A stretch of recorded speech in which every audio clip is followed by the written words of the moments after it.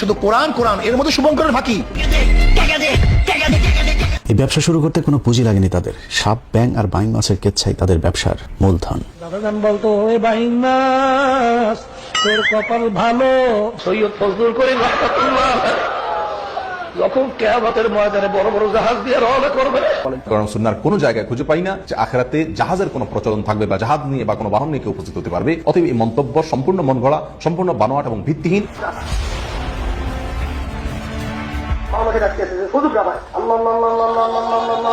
আখিরাতে ফাঁকি দেওয়ার আশায় থাকা চরমনাই ভণ্ড পীর সাহেবের দুনিয়ার জীবনও ধান্দাবাজিতে ভরপুর। মিথ্যা প্রতারণা, অন্যের বউ ভাগিয়ে নেওয়ার জমি দখল থেকে শুরু করে এমন কোন অপরাধ নেই দুই কথিত পীর আর তার অনুসারীরা করছে না। যারা সারা ওয়ার্ল্ডের মানুষ আজকে শ্রদ্ধা করে ওই লঙ্গি পরা পীর। এসব মূর্খদের দলে ভেড়াতে অবশ্য খুব বেশি জ্ঞান বিদ্যার প্রয়োজন হয়নি। পীর সাহেবের শিক্ষক নিজেই জানিয়েছেন, শিক্ষা জীবনে ফেল করা ছাড়া পাশের কোনো রেকর্ড নেই কথিত এই ভণ্ড পীরদের। দৌড়া পাস করেন না, এরাদাল করিম সাহেব দৌড়া পাস করেন না,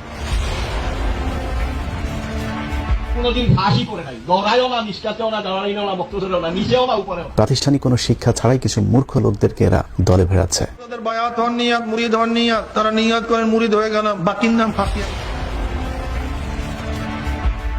সৈয়দ